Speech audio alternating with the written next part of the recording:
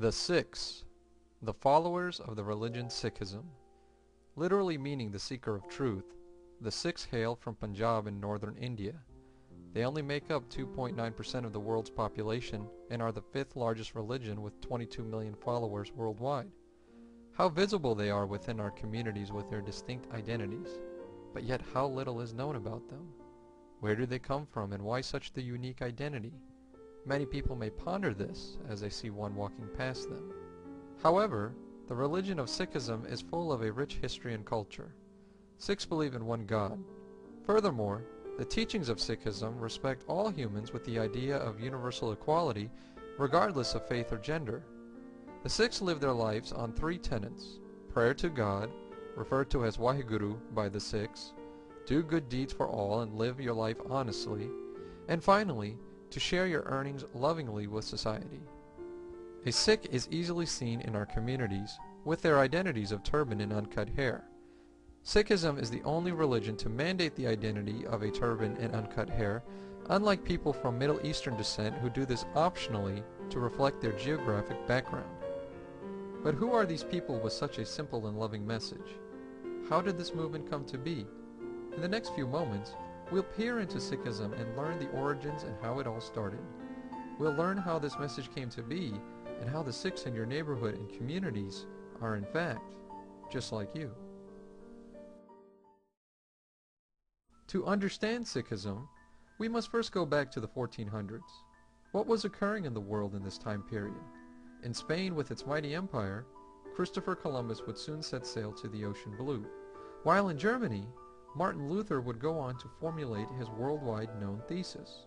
But even before all of this, in the state of Punjab, a child was born in the city of Talwandi, which is now located in common-day Pakistan. The year was 1469. However, no one knew how significant this worldwide event was, for it was this child who would start a revolution that would win the hearts of millions for generations to come. Guru Nanak Devi, the founder and first Guru of Sikhism. At the time of Guru Nanak Dev Ji's birth, the Mughals were in rule, while Hinduism was the major religion in common-day India. Life was not easy in this time period. India was running high in tyranny, segregation, and social conflicts. The Mughal political establishment was exploiting the population by forced religious conversions. Meanwhile, the majority Hindu population was strongly influenced by people labeled as superiors from birth, known as upper castes. The upper caste forced a strict class-based society on concepts from superstition and ritualism. This caste system was extremely harsh if one was labeled as low caste or untouchable. So harsh that an untouchable would risk their life by attending a religious service with an upper caste present. Guru Nanak Dev Ji would stand against all that he saw and teach the message of one God, unity of all regardless of gender and faith, and the rejection of a society-based caste system. Truth is high. Higher is truthful living, is what Guru Nanak Dev Ji said. As a seeker of truth, Guruji was perplexed with the distraught environment of India. How could fear, deadly force, oppression, and segregation all be done in the name of God? Blessed by Waheguru's message, Guru Nanak Dev Ji came to the realization that atrocities or senseless segregation would not satisfy the Almighty, but to understand that Waheguru's love is within us and among us all equally. Understanding Waheguru's message, Guru Nanak Dev Ji respected all walks of faith and believed they are all worshipping the same higher power. Just as there are countless numbers of beautiful flowers, so too are the paths to God. Finally, after deep meditation at the river bank of Sultanpur, Waheguru gave the knowledge to Guru Nanak Dev Ji of love, tolerance of all, regardless of faith, and unity and equality of all genders. It is here that Guru Nanak Dev Ji recited what is known as the Mool Mantra. The Mool Mantra became the preamble to all of Guru Nanak Dev Ji's teachings, which now resides in the Sikhs' holiest scripture, the Guru Granth Sahib Ji. You are now looking at the Guru Granth Sahib.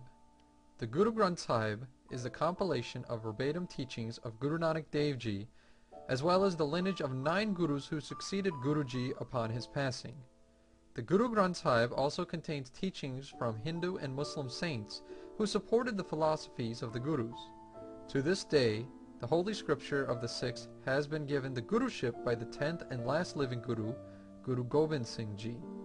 The Guru Granth Sahib is treated with the same respect and love as if it is the living Guru in our lives.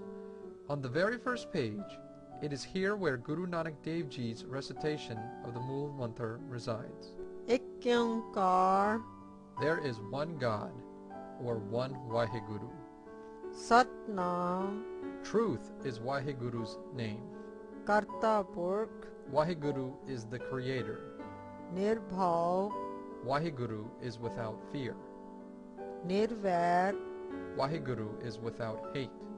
Akal Murth Vaheguru is timeless and without form. Ajuni Sabhang Vaheguru is beyond birth and death, the Enlightened One. Gurprasad Vaheguru can only be known by the Guru's grace. After becoming enlightened by Vaheguru, Guru Nanak Dev Ji soon decided to travel the world to continue seeking the truth as well as to share his divine teachings.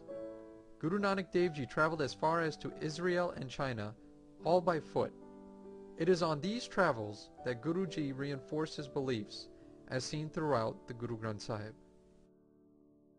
Guru Nanak Dev Ji taught the need for strength and faith by saying, Sab gun tere main nahi koe Vin gun kite bhagat na hoye. All virtues are yours, Lord. I have none at all. Without virtue, there is no devotional worship. As Guru Nanak Dev Ji shared his thoughts on a life based on truth, Guruji said, O vekhe o nadar na ave Bahta e vidaan. He watches over all, but none see him. How wonderful this is!